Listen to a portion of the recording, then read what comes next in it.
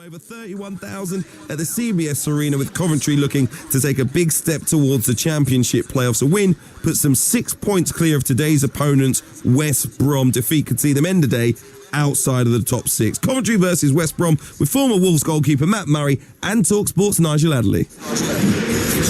Thank you, Hugh. Good afternoon once again. We always say that Easter is the most important time of the season, and it certainly feels like it is at the moment in the Sky Bet Championship, with so many issues to be sorted out at the top and the bottom. The playoff race is always one of the most fascinating in any sport, and there are so many teams still punching as the games begin to run out. So matches between two contenders always carry such a value, and that is why the CBS Arena is packed to the rafters here today. The biggest crowd of the season, the biggest crowd maybe they've ever had for a league game at this venue as well. Coventry begin 3 points clear of West Bromwich Albion. So the onus really is on Albion to win this game, but Coventry know that they have a tough running to come, and so too to West Bromwich Albion. And in a division which carries such unpredictability, all of the games remaining for these two sides are crucial to the top and the bottom. So a win here today is really imperative for both.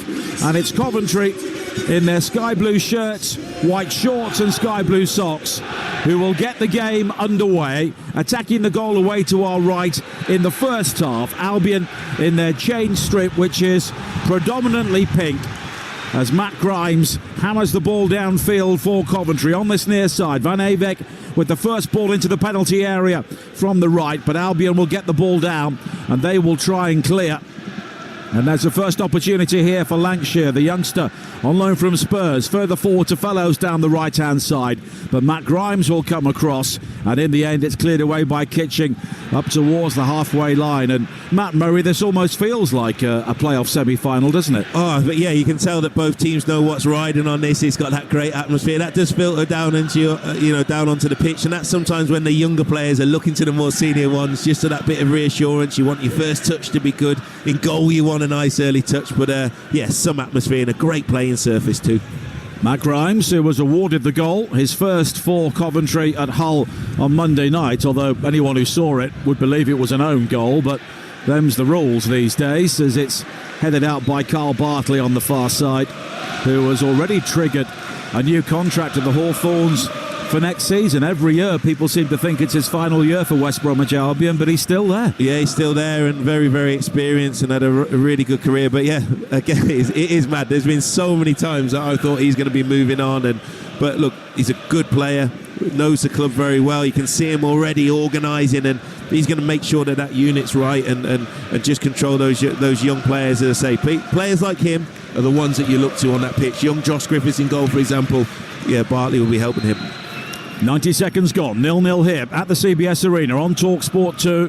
Good Friday in the Sky Bet Championship. A full card in the EFL. We'll keep you up to date with all the goals as they go in across the afternoon. Adrian Durham will do likewise over on Talksport, and then a huge double header coming up later on. 5:30, Sheffield United against Cardiff. 8 o'clock, Oxford against Leeds. Both those games live and exclusive to Talksport later on today. Wall-to-wall football from the EFL on this Good Friday afternoon, as Carlin Grant gathers for Albion, gives the ball away, but Craig Pawson, our referee, stepping down from the Premier League this weekend, has given the free kick just inside the Coventry half. A reminder of the two teams once again. Coventry, Collins in goal, Van Avek, Latabodiere, Kitching and De Silva the back four. Grimes and Sheaf in midfield, with Sakamoto, Rodoni and Wright supporting Sims in attack. Albion, Griffiths in goal, Furlong, Bartley, Hegum and Styles, Mowat and Price, Fellows, Grant, Johnston and Lancashire. As it's poked forward up towards the halfway line by Johnston, and he will now gather and play it wide towards this near side. And the Hungarian international Callum Styles is brought into the game, and Grant will find Johnston, and it's all the way back to Josh Griffiths, who has returned from a loan spell at Bristol Rovers. This his third successive start. Tony Mowbray choosing to make a change in goal with Joe Wildsmith back on the bench following the departure of Alex Palmer to Ipswich in January. Early goal in League Two, Cheltenham 0, Gillingham 1. Jimmy J. Morgan with the opening goal in the West Country. And it's also Boston 1, Wealdstone 0 in the National League. Bartley again, back towards Griffiths. Not a huge amount of movement for him, but he's slipped it wide to the far side.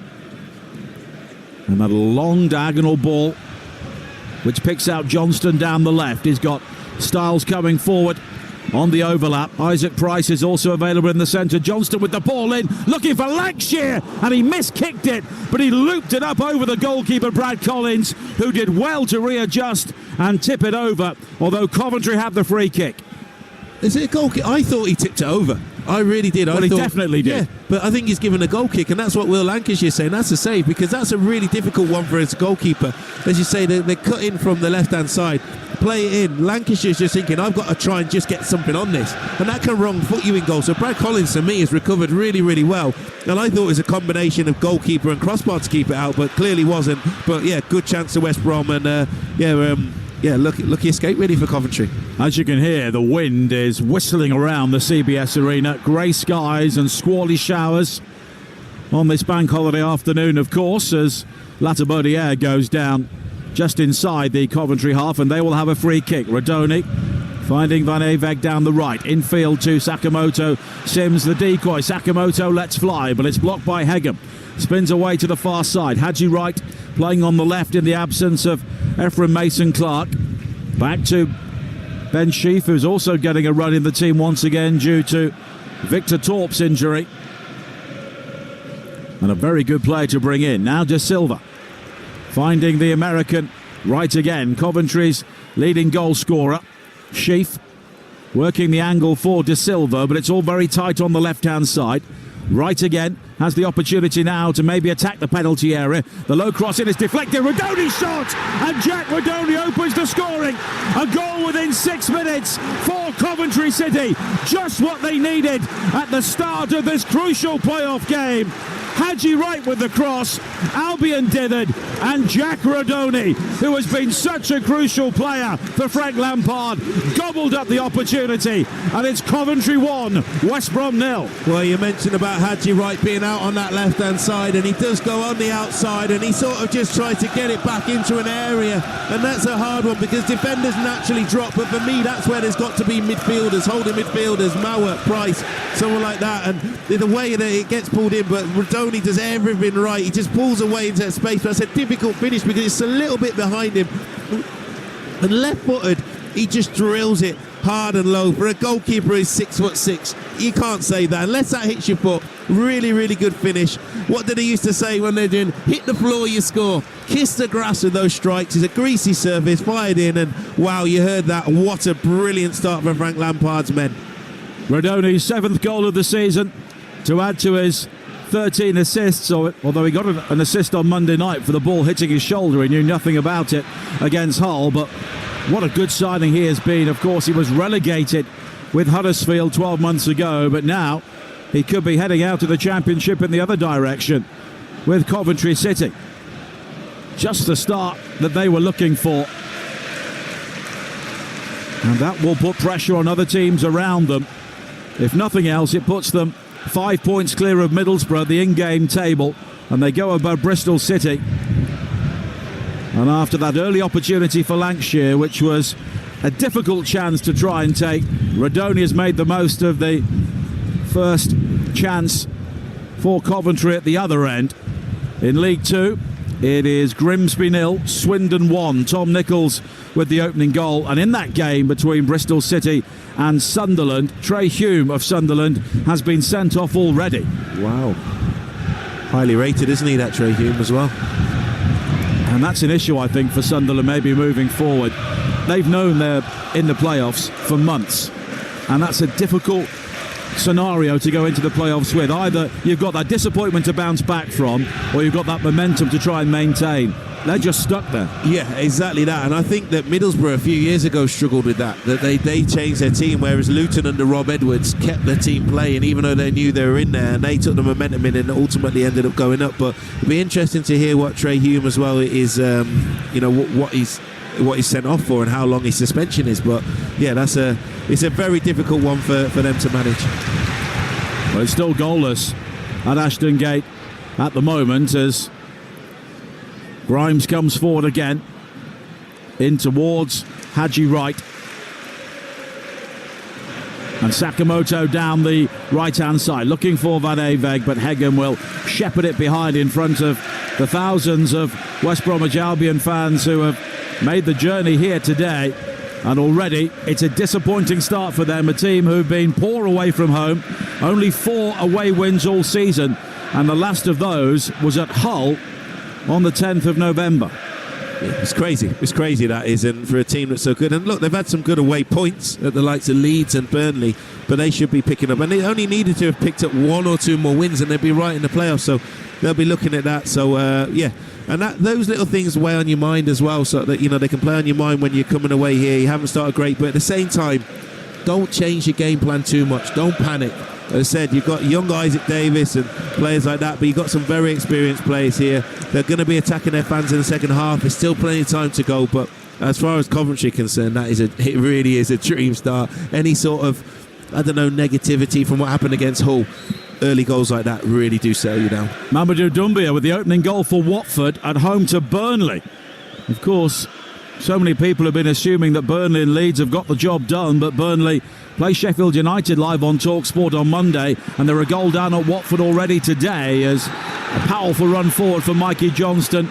He's halted by Grimes, and Craig Pawson will show Matt Grimes the game's first yellow card. Elsewhere, Mansfield lead at Rotherham in League One thanks to George Maris, and also in League One, Charlton, Luke Berry with the goal, lead Northampton by 1-0.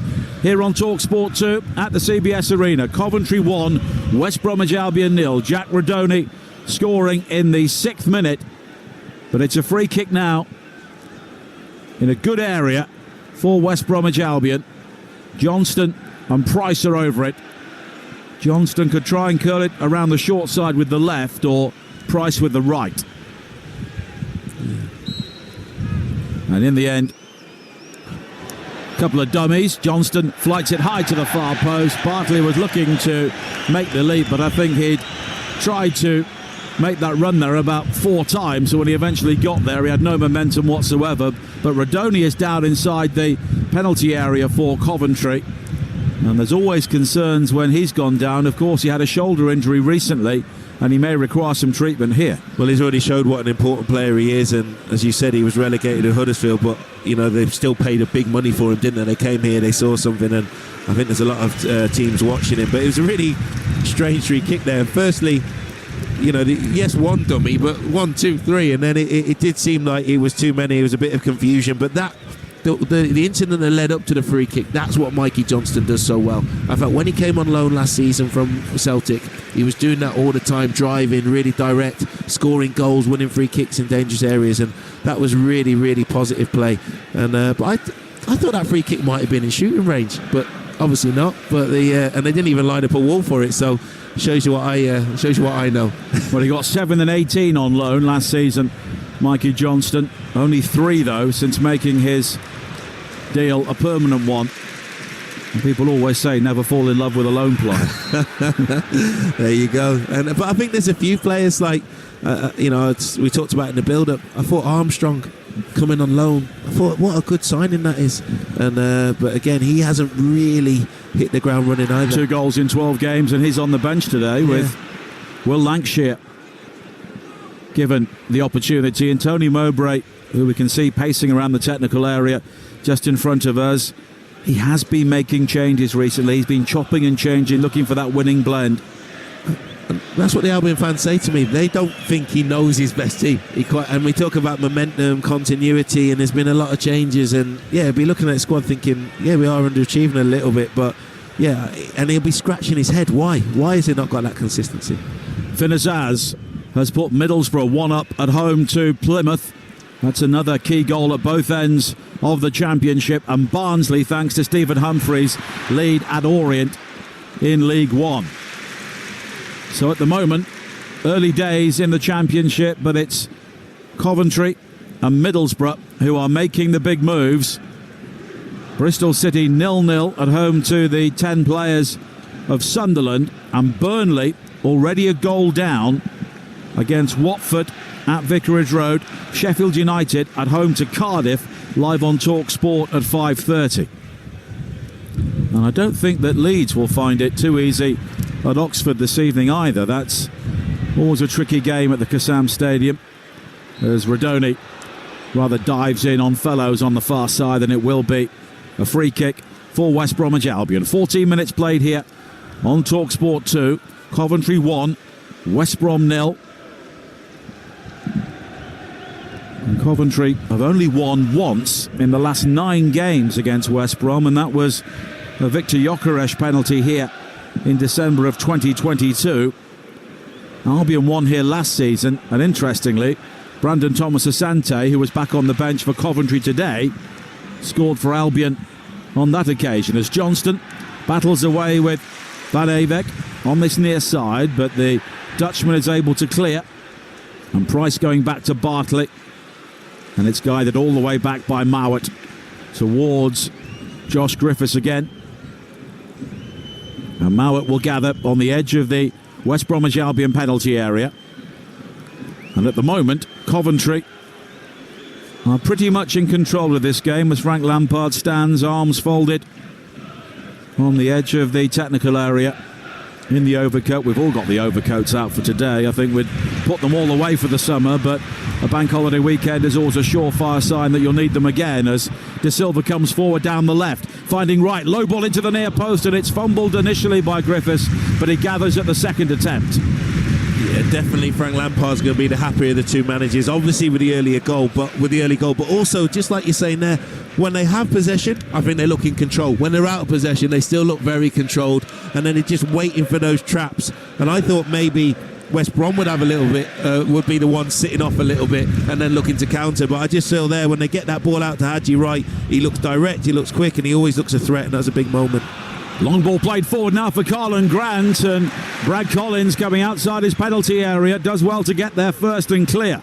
And now Sakamoto cleaned out by Price on the halfway line, and it will be a free kick for Coventry, but no card. Yeah, good goalkeeping there by Brad Collins, because he had a mix-up here, didn't he, a few weeks ago against Burnley. Yeah.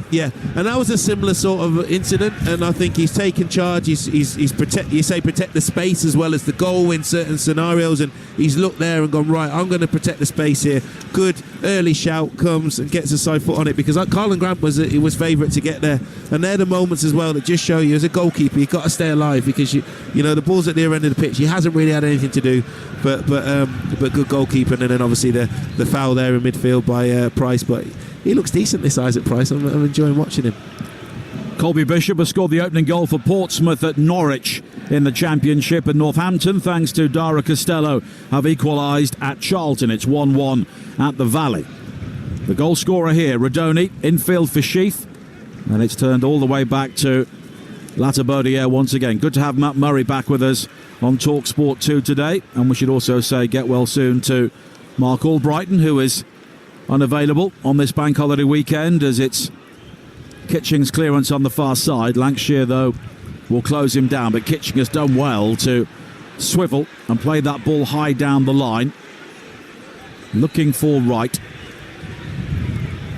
And Wright's goal-scoring record this season is really good. 11 goals in 23 games, including that recent hat-trick here against Sunderland. Hagen with the ball forward for West Bromwich Albion. And their record under Tony Mowbray is not brilliant since he returned. 5 wins, 4 draws and 6 losses.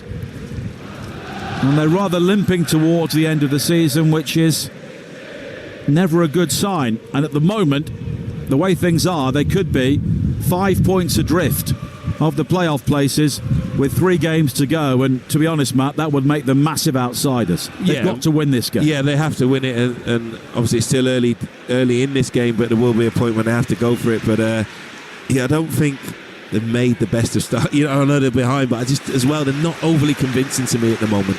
Mustafa Bunda was equalised for Plymouth at Middlesbrough, 1-1 there. And a big goal in League Two, an own goal from Anthony O'Connor, has given Walsall the lead against Harrogate, and Malik Wilkes has equalised for Rotherham at home to Mansfield in League One. Talk about limping over the line, Walsall. What's going on there? Well, it's the Nathan Lowe effect, isn't it? Yeah, the lone players again, eh? Yes. Well, they certainly fell in love with him, and since his departure, they've dropped like a stone. I think 12 points clear. Oh, it's crazy. But at the moment, other teams around the top of League Two are giving them the opportunities to stay in there. Rodoni now plays it wide to De Silva. High cross in towards Sims, who nods it down looking for Wright. Cleared partially. Van Avek. And in the end, it was Lancashire who came back to dive in and make the challenge on the edge of the penalty area. But here is Kitching. A good ball wide to the right-hand side, and Van Avek. And he's given the ball away cheaply to Mowat. And Grant will try and bring it forward now for Albion on this near side, but he's been given the free kick by Craig Pawson. Not too many around us agreed with that, but Albion will get the opportunity here to try and set themselves up once again. And with 20 minutes played, Tony Mowbray looks a concerned man. He's doing a Bielsa there. He's sort of perched on a bucket. He will, on the edge of the technical area. Because he'll be trying to work it out. Like, he's setting them up, and when they're out of possession, then it's like Grant was joining Lancashire as a sort of 2, and one pass just went straight through them, right into Rodoni, who's then turning, and at the back 4, down out to the left, dangerous ball coming in, and that will really, really frustrate Tony Mowbray, that one pass can just dissect his team, and that's what we'll be looking at. Why are we not really able to get the pressure on? Why are they building at will? But the one thing that has surprised me a bit, with that early goal, full house, do you feel that these Coventry fans are still a little bit subdued? I don't expect a little bit more of an atmosphere. I think there might be nerves. Yeah, it does feel a bit tense in here. Whoops, Daisy, my notes have gone again. You can tell we're in a bit of a wind tunnel here at the CBS Arena. Even though there's a crowd of nearly 31,000 here, we've got to lash everything down today. Bit of rain coming in on us as well. I know. Classic bank holiday weather. There's Grimes on the far side. Looks to play it further wide towards Rodoni. Haji Wright comes in. And they look a much more dangerous team, it must be said. And this is no disrespect to Ellis Sims when they have Wright playing down the middle and Mason Clark playing on the left, because Clark is quick and tricky, and of course Wright has got that blinding pace. And while Sims is not slow, at the same time he is a different sort of player. Yeah, everything's going through Rodoni though, isn't it, in this game? But I totally agree, and that balance as well that it can give this team. But it's Coventry again. And they're coming forward again now with Jay De Silva down the left. He comes in field looking for Wright. The cross is blocked. Sheaf tries to win it back, and in the end Mowat goes down, and he claims he was caught on the ground, and Craig Pawson agrees, and it's a free kick for Albion. Stoke lead Sheffield Wednesday by 1-0. Million Manhoof has scored at the Bet365, and goodness me, they need a win. Josh Sargent has also equalised for Portsmouth at Carrow Road. It's 1-1 there. The rain is now teeming down here at the CBS Arena, and we are sat towards the front of the main stand, and it's blowing straight into our faces. But both teams are getting the ball down, aren't they? They're playing, but I just feel every time Coventry attack down that left, I feel that Rodoni's the one that just gets in the pocket, and then down that left-hand side, I just feel that Coventry, everything's coming from there, looks really, really dangerous. Now an opportunity for Johnston to come forward again. Cutting in field from the left-hand side, and he's picked out Fellows, and Fellows is always a dangerous player to deal with in any sort of situation, and it's Wright who's come back to try and defend, and in the end he's unable to do so because Fellows has it back, and in the end Mowat has it again, and this is a good spell for Albion. Johnston in the central area now, tries to work the 1-2 with Price, and it's lost initially, but it comes back out to Styles. The Coventry fans wanted a free kick. Now Johnston again. Wide towards Carlin Grant. Grant coming in field, curls it high to the far post, and it's a good header away by Kitching. And this, by some distance, is Albion's best moment of the game so far, but it will come to an end now as it's cleared by Kitching and gathered by Rodoni on the far side, and Coventry will look to counter-attack. Rodoni looking for options, and you can just sense that anxiety around the home crowd. Yeah, and that's what I think as well, though. I think the referee, Craig Pawson, you say he's an experienced Premier League referee. I think it's important that you have referees like this in the game because he's making his own decisions. He's not getting influenced. There was a bit of a tasty challenge in there, but he was very sure his position was good, that the West Brom player got the ball first. But yeah, there is definitely that anxiety. But it's that stage of the season, they know what's riding on this. And but that can filter down to the players sometimes. But I thought that Liam Kitchen defensive header was excellent. It's right in front of us there. And the way Carlin Grant comes inside, whips it in, dangerous ball, brilliant defending from Kitchen. Josh Marsh has equalised for Harrogate and Walsall in League 2. It's 1-1, and Doncaster also lead at Tranmere by a goal to nil, thanks to Luke Molyneux. Doncaster's record against Tranmere recently is 9 wins and 1 defeat. Wow. And then Doncaster are really pushing on there at the top as well. Well, they need to, don't they? I mean, there's an opportunity there with Bradford dropping points at home to Notts County last night, or both dropping points, I suppose you could say. Yeah. But again, it's a league that nobody wants to win at the moment. It's what pressure. It's mad, isn't it? What happens at this stage of the season?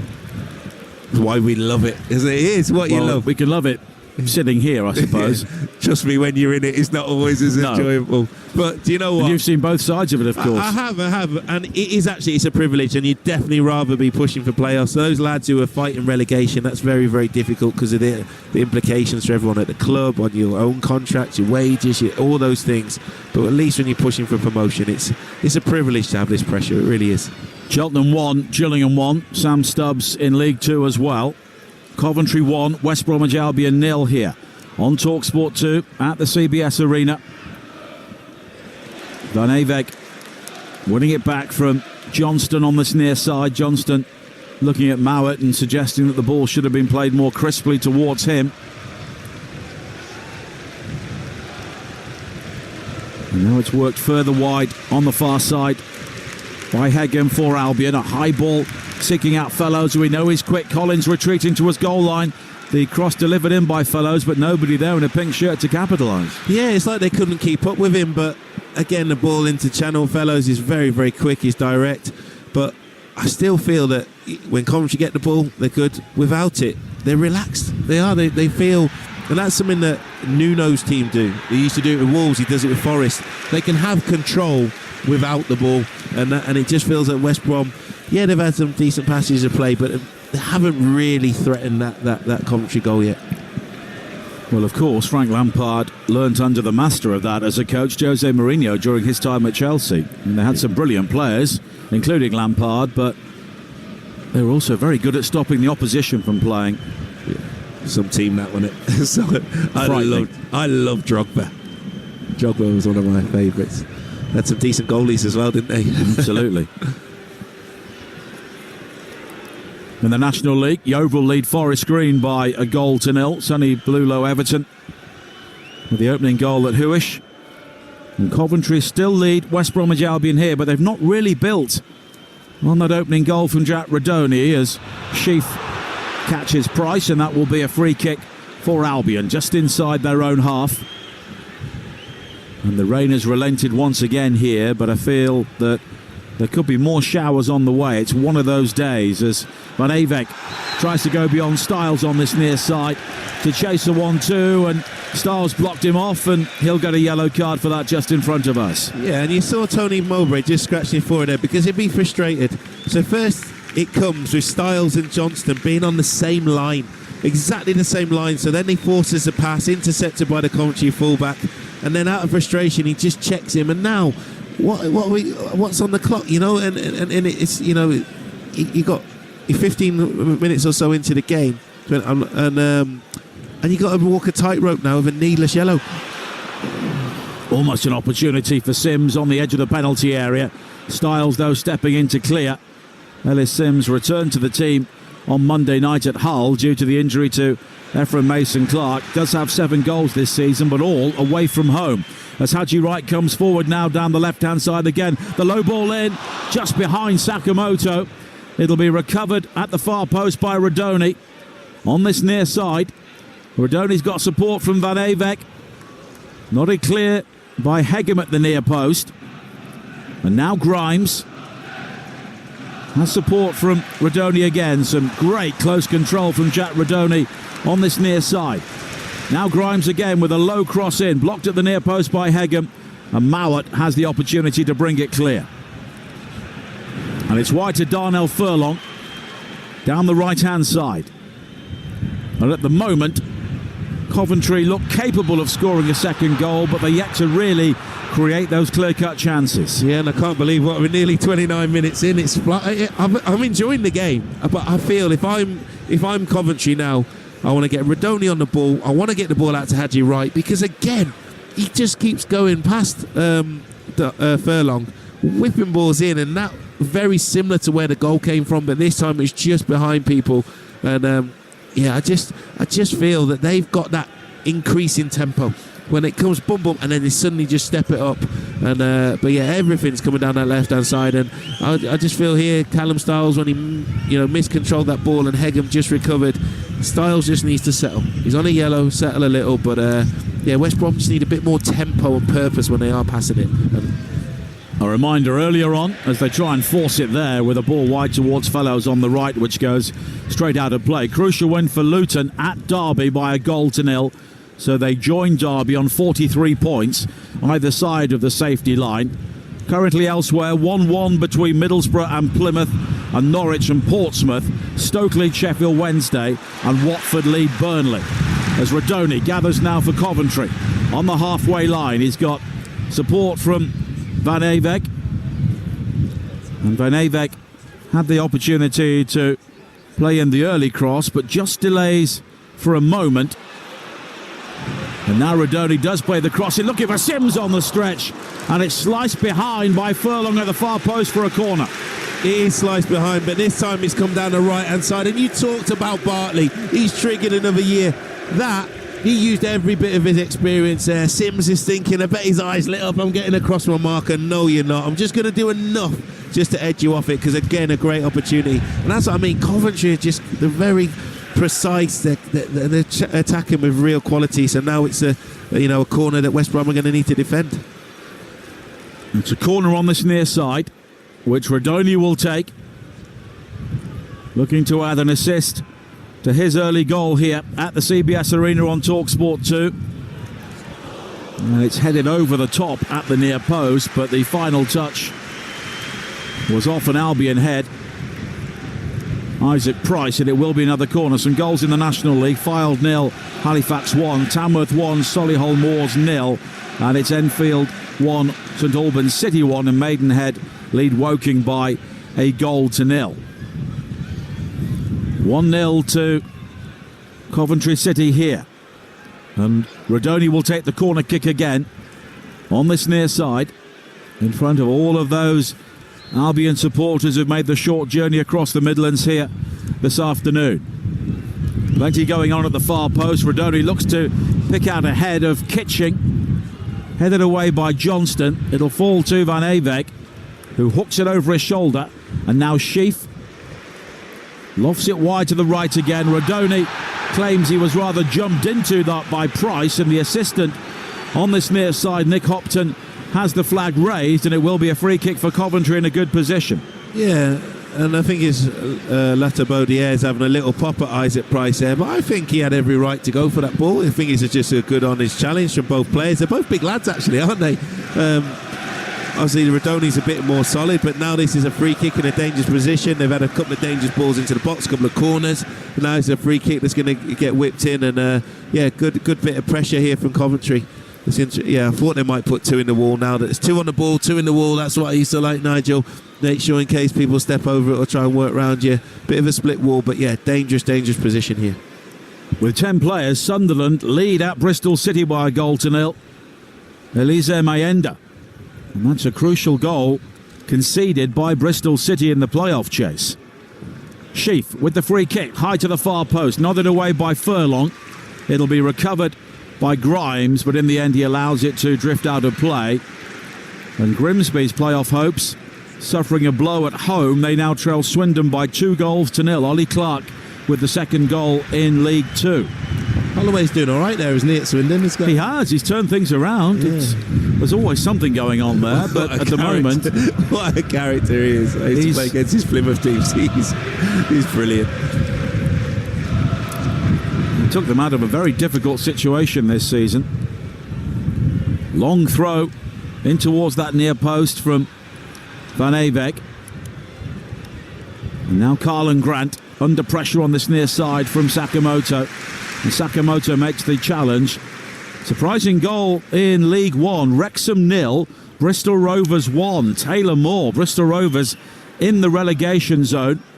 Burton picked up a point earlier on against Exeter, and that means that Shrewsbury are relegated from League One today, even before they've played. In the National League, Sutton also lead at Aldershot by a 0-0. 34 minutes played here on Talksport 2. Coventry 1, West Bromwich Albion 0. Grimes wide to the far side, and De Silva quickly on to right. He does well to bring the ball down and play it back towards Grimes again on a grey, damp, blustery day here at the CBS Arena. A capacity crowd of around 31,000. And you can guarantee there'll also be another sellout here on the final day when they play Middlesbrough, as Sims chases a long ball forward down the centre, but it's gathered well by Griffiths.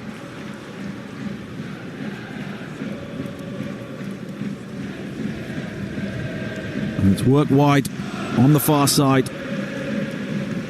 by Isaac Price, and we've seen very little in terms of creation here from West Bromwich Albion. Their bench is stacked with strikers: Daryl Dike, Adam Armstrong, Devante Cole. But it's not necessarily Will Lancashire who is the problem. It's those players behind him not giving him any service. Yeah, I just think the build-up's too slow. I think Frank Lampard will say his team's well set up, which they are. They're organised and there's not many gaps to get through, and they're very organised and they're all working as a unit. But for me, with West Brom, it's just too slow. It's a bit laborious. No one's moving it at pace. They're not getting it into fellows, Mikey Johnson. We saw that one time when Mikey Johnson got it out wide, drove inside, free kick in the dangerous position, drew the yellow card as well. But we're not seeing enough of that. So I feel that's what. Just take a few more risks and move the ball quicker.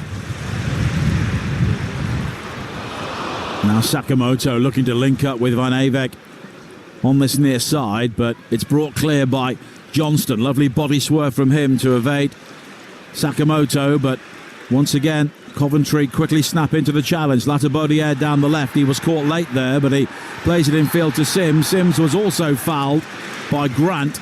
Good centre forward play there from Ellis Sims to outmuscle the original challenge and then ensure he got the free kick. And Coventry here with another decent set-piece situation. Yeah, and that's when Ellis Sims, he's good when he sometimes can play on the shoulder. You saw him try one there, but when he's got his back to play and he's strong and he's holding people up, and yeah, free kick again in a very, very dangerous position. The last time I think it was Bartley who got the head on it, but I thought that was good hold-up play. And now I just feel that sooner or later one of these set pieces might count, because they're whipping them in. The delivery's good. They've got plenty of physical presence as well. So just see Josh Griffiths just organising there, and this is where as well you need your goalkeeper to come and be decisive too. Sheaf is over the free kick 8 minutes before half time here. High towards the far post. It's nodded down by Kitching, and a good save by Griffiths. Kitching from close range, looking to divert the dropping ball into the back of the net, and Griffiths did well to get across and cover with some sharp reflexes. Yeah, really, really good save, and he's made some good saves since he's come back in the team. Had a really good loan spell at Bristol Rovers, but that could prove to be a massive save. Tony Mowbray, though, he's going to be fuming. One, we invite the free kick, then they get the first contact, but not only the first contact, they get the second contact as well. So a really good save, and Josh Griffiths, I mean, that is that third corner now for Coventry already this half, and you can just sense the pressure building. Corner kick from Grimes, swirled high to the far post. Sheaf challenging for it, but he's beaten to it by Hegem. And now Van Evek. Low in towards Radoni. And Radoni now swings the ball in. Sims challenging, taken really well by Griffiths, because his view of that ball would have been shielded by Sims coming across his body, but he did well to readjust and claim. Really good clean hands from Josh Griffiths there. So Radoni again, for me, he's been the standout player so far. Gets a ball inverted. We've seen a lot of these in-swinging balls, but it just misses Hegem. And then Sims comes in, and Griffiths cannot react until it beats everyone, because if they get a touch on it, he's got to try and make the save. So I thought that was excellent goalkeeping, good positioning, calm, and then very, very clean hands. So a couple of good moments there from Griffiths. Now Fellows coming forward now on the far side, but he's closed down quickly by Kitching. 2 huge goals at the bottom of League 2. Carlisle, thanks to Georgie Kelly, lead Port Vale by 1-0. But the team, they began the day 6 points behind. Accrington also lead 1-0 at Salford, thanks to Sean Worley. See the Shrewsbury boy? Yes. Yeah, I've seen him score some wonder goals. No doubt that was a cracker. But again, listen to that. Did you say Carlisle had beaten Port Vale? Yes. Wow. I've watched Port Vale about 3 times in the last month, and they've been outstanding. You'd have thought that it'd be job done. Crazy. The Carlisle are in some form. Sellout crowd at Brunton Park today as well, and they've got Accrington on Monday, wow, which is absolutely huge. And what about the drama with Tranmere and Accrington when the goalkeeper was up as a centre? Honestly, all these leagues are brilliant, aren't they? There is not another country that has the pyramid that we do. Surely not. It's amazing, all this drama. Amazing. Portsmouth now lead at Norwich by 2-1, thanks to Matt Ritchie. Portsmouth still have work to do at the bottom of the table. 5 minutes to play in the first half here at the CBS Arena on Talksport 2. Coventry 1, West Bromwich Albion 0. A reminder, later on, Sheffield United against Cardiff at 5:30, Oxford against Leeds, 8 o'clock, both live on Talksport.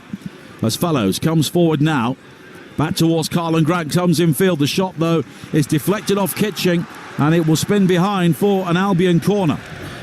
Yeah, that's more positive, and they're getting the ball forward and they're running at people, trying to get shots in. Because I thought the ball earlier when it went to Fellows, it was just cancelled. He snuffed out far too easily. So I feel there that's more positive. This is a big corner now, big moment. If they could score now, just before half time, Coventry would be thinking we've been a better team, but could go in on level terms.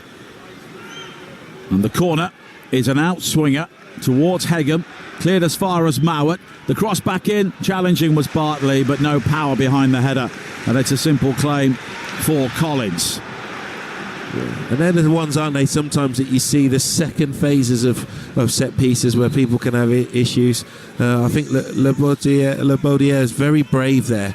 He's not really able to win it, but he goes and gets against Bartley, because Bartley's favourite for it, but he can't get much purchase on the header. So good, brave defending from the Coventry centre-back, and I think they're just checking he's all right. Little drop ball to Brad Collins, but yeah, that was a moment there, but I thought that Coventry defended that set piece really, really well.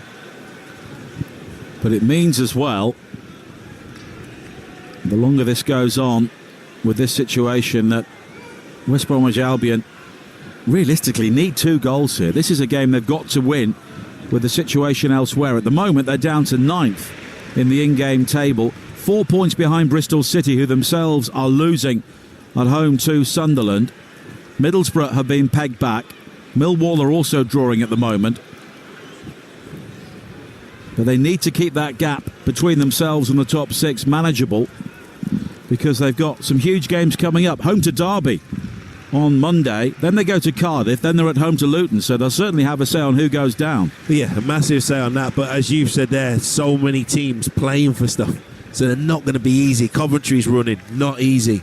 All these, they're going to be so many, there are going to be some twists and turns yet to come, but the West Brom are well in this game, but I feel that they're not, they can be doing more. I want to see more intensity from this West Brom team and more risks. Well, Millwall now trail at Blackburn by 1-0.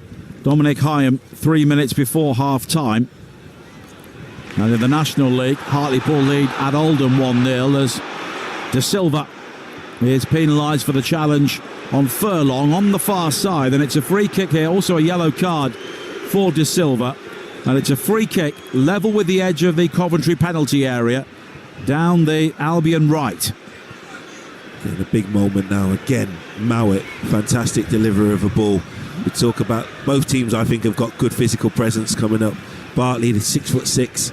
The last one came in well defended by Coventry, but this is a little bits as the spells they want, and they're away side. Is it Isaac Davis who's going to take this? Is going to be out swinging again? Mowat's walking away from it, and yeah, this is a bit of pressure. Not far now from half time. This could be a big moment, but I don't think De Silva can argue. He's dived in, yellow card, and let's see how this one plays out. But that's what we're thinking. Who can get the first contact on this ball? Free kick, wide on the far side. And again, Isaac Price is over it for West Bromwich Albion with just over a minute of normal time to play. Price, it's very deep. Radoni will head the ball away, but Johnston will gather. And the ball had actually gone behind before it reached Johnston. And that's a real waste. Ricky J. Jones has made it Peterborough 1, Stockport 0 in League One. Peterborough, of course, Wembley winners against Birmingham last Sunday, and Oldham have equalised at home to Hartlepool in the National League. But here, Coventry, a goal up on West Brom. Big day coming up tomorrow. Of course, no EFL action, but on Talksport 2 at 12:30 we have the Women's Champions League semi-final first leg between Arsenal and Lyon, and Brentford against Brighton is our Premier League commentary at 3 o'clock.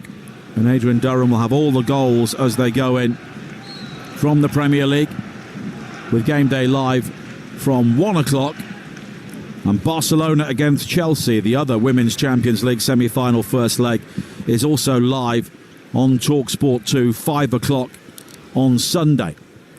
Some good games. Did I call him Isaac Davis or Isaac Price? So if I said Isaac Davis, I apologise, because I watched him the other week for Cardiff. I think is he that young one there? But Isaac Price, he's a talented young player. I think that free kick was a little bit floaty. I'm surprised Mowat didn't take it though. I think he's whip it in. Yeah, really whip it in. I used to hate in swingers from those sort of areas runners in goal, because they beat everyone. You're struggling.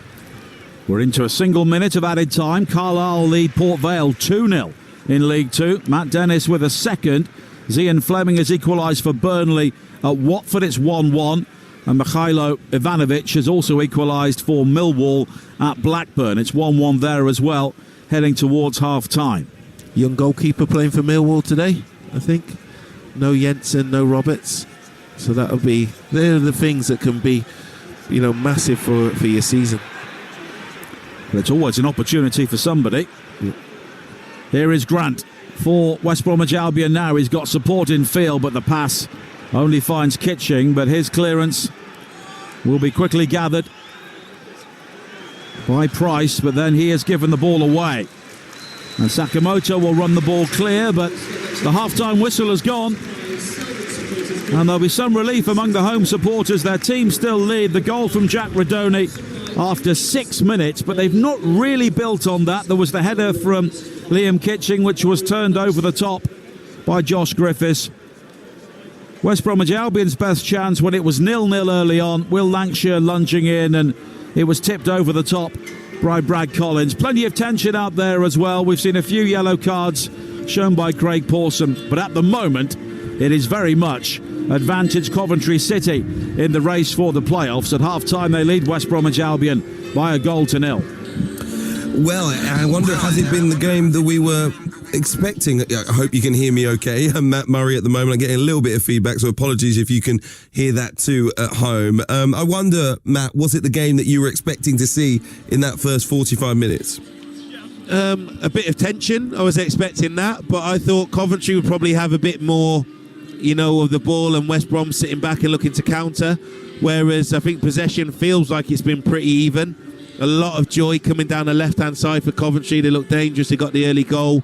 But you can feel the tension in the ground, because when you get an early goal like that, I'd have thought these Coventry fans that have sold out would really be up and singing, but they're not. They've stayed sat there. West Brom had to weather a bit of pressure from some set plays. So I just expected more from West Brom. That's what I did expect. I felt more quality going forward, whereas Coventry look all in all like they're controlling them pretty well. But a bit of tension is what I did expect to see. But I feel that Tony Mowbray now will be getting stuck into those players. I'm going to give you 15 more minutes, and if not, there's going to be changes.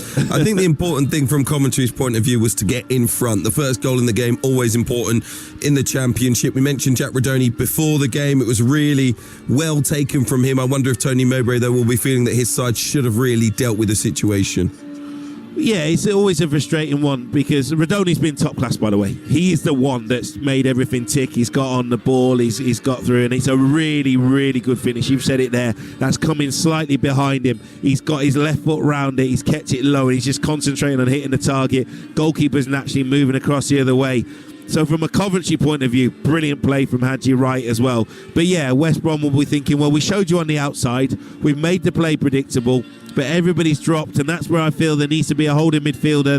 They're playing with two sitters. One of them should be closer to Redoni.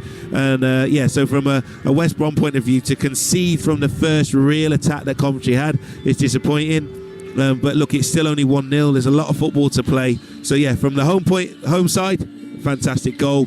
But Tony Mowbray will be disappointed. I feel that some of the opportunities his team has given up, but definitely when they've got into that Coventry final third, when they're attacking and they got into the final third, Tony Mowbray's men, that final pass just hasn't been there, and they've lacked that bit of quality for me.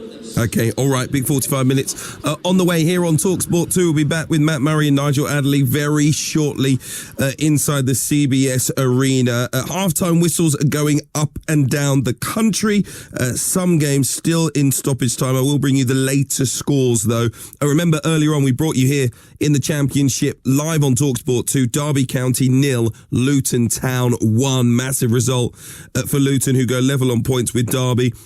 Almost at half-time, and Blackburn have scored again through Tronstad. It is Blackburn 2, Millwall 1 now. That one just before half-time. At the break, though, Bristol City 0, 10-man Sunderland 1. Coventry 1, West Brom 0, as you were just hearing. Middlesbrough 1, Plymouth Argyle 1. Norwich City 1, Portsmouth 3. Colby Bishop has just smashed in a penalty. Preston have just taken the lead against Queen's Park Rangers. Preston 1, QPR 0. Stoke 1, Sheffield Wednesday 0. Swansea 0, Hull City 0. Watford 1, Burnley 1. And remember, we'll bring you live on Talksport exclusively Sheffield United versus Cardiff at 5:30 and Oxford United against Leeds at 8. Into League One, earlier it finished Exeter 0, Burton 0. Goalless at half-time between Birmingham and Crawley and Bolton and Wickham. Charlton and Northampton are level at 1 apiece. It's also goalless between Huddersfield and Cambridge United. Leyton Orient trail Barnsley by 2 goals to 0. Conor Hourihane made permanent boss of Barnsley earlier on today. Peterborough leads Stockport by a goal to 0. 6 minutes of stoppage time still being played. Goalless between Reading and Lincoln. Rotherham 2, Mansfield 1. Shrewsbury 0, Wigan 0. Also goalless between Stevenage and Blackpool. And it is Wrexham 0, Bristol Rovers 1. In League 2, goalless between AFC Wimbledon and Chesterfield, and goalless between Bromley and Morecambe. Carlisle lead top side Port Vale 2 goals to 0 at the break. It's Cheltenham 1, Gillingham 1. Colchester 0, 10-man Crewe 0. Goalless between Fleetwood and Barrow. Grimsby 0, Swindon 2. Also goalless between MK Dons and Newport. Accrington lead by a goal to 0 away at Salford. Same scoreline for Doncaster away at Tranmere. And it is Walsall 1, Harrogate Town 1. By the way, in League 2, if things stay the same, the top 4 sides will be separated by 4 points. Absolutely unbelievable. I'm sure we'll get more twists and turns in the second 45 minutes up and down the country, and also at the CBS Arena. We'll be joined shortly by Dean Ashton to look ahead to Sheffield United's game with Cardiff City coming up later for you on Talksport as well. But at the break, Coventry City 1, West Bromwich Albion 0. EFL Live on Talksport 2 with McDonald's. Order McDelivery on the McDonald's app and get reward points too. 18 plus participating restaurants. Delivery fees and terms apply. See mcdonalds.com. Get ready to experience the mud, the sweat and the cheers as Elite Guinness Women's Six Nations Rugby scrums down at the Allianz Stadium. Get to Talksport.com for your chance to win tickets to watch England versus France in a highly anticipated Guinness Women's Six Nations clash. Thanks to Allianz. The Red Roses are charging forging down a 7th championship title as they take on their closest rivals at the iconic home of England rugby. Get ahead of the pack and score a pair of tickets now at talksport.com/win. Guinness Women's Six Nations Rugby, England versus France at the Allianz Stadium. It's going to be rocking epic. Allianz, together we rise as one. Lotto's big Easter bank holiday jackpot isn't just any jackpot. It's big. Like big. Like big! Sorry. £15 million must be won this Saturday.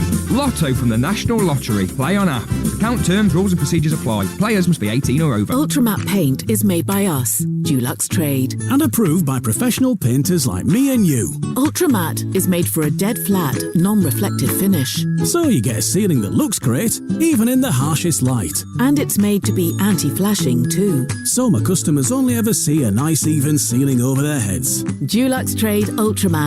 It's made by us. And approved by you. And me. Put it to the test. Try Dulux Trade Ultramat today. Right, time to pack for me TUI holiday.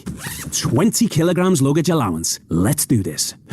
7 pairs of pants, 7 socks, 5 shorts, 6 t-shirts, 2 smart shirts, me coat, 3 pairs of sunnies, hat, cap, sombrero, flip-flops, sandals, hiking boots, Factor 50, After Sun, moisturiser, romance book, fantasy book, romantasy book, swim shorts. With 20 kilograms luggage allowance as standard, TUI package holidays are now packed differently. TUI, live happy, atoll and app to protect it.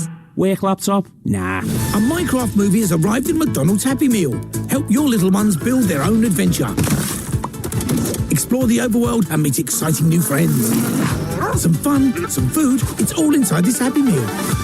Until 6th of May from 11 a.m. Includes one pre-selected book or toy. While stocks last, fair ordering policy applies. See mcdonalds.co.uk/Happy Meal. It's an iconic boxing rivalry. 30 years in the making. Win a pair of tickets to watch Chris Eubank Jr. versus Conor Benn only on Talksport with DAZN. Enter now at talksport.com and KO the other contenders in an on-air battle of boxing brainpower to get your gloves on the prize. It's destined to be a seismic cultural moment in British boxing history, and you could be ringside. Courtesy of Talksport and DAZN. Enter online now at talksport.com/win. It's the totally immersive football experience. Right foot it. Oh, what a goal! EFL Live on Talksport 2. Leeds United and Sheffield United. It's very much over to you. Listen to the noise. Plymouth Argyle 2, Sheffield United 1. It's not mathematically over, of course. We need a performance on Friday night in front of our own supporters, and we need a win. Oh, absolutely massive at the bottom of the table. It's Cardiff 0, Stoke 1. Puts in a cross, great ball, it bogles there, and it's turned in. A massive day in the Championship promotion race. Leeds United are back on top. All the many twists and turns that we've had over the course of the campaign, the number of times, 25, 26 times now the lead has changed in the Championship title race, and we are a little bit closer to knowing who may well win it or be promoted. But looking at Burnley being held at half-time, there might be more twists to come very, very shortly. Big games to come a little bit later on, live and exclusive on Talksport. Sheffield United hosting Cardiff City. Oxford will take on Leeds United. Who knows who will be top of the table and what the points tally might be as we get to a big Easter Monday. But there you go. Dean Ashton, the former England striker, is going to be watching for Talksport at Bramall Lane. Good evening, good afternoon. Dean, how are you? Yeah, good afternoon. You really good. Yeah, obviously looking forward to this, especially with the tension still at Watford with Burnley drawing it currently. Burnley cannot allow the crowd at Bramall Lane to be energised by them dropping points. It would be, at this point in time, cataclysmic. I just think you have to win the game. You have to take the energy out of the ground. You cannot cede any ground at this point in time, mentally, psychologically, with those Sheffield United players, because you just can't dangle that carrot. No, you can't, and they'll all be watching. You know, the players will be intently watching or listening or keeping an eye out when they're making their preparations for the game, and it'll make such a difference to them, to the team talk for Chris Wilder, for the fans that are outside in the pubs and restaurants, all waiting to see how the land lies before this game.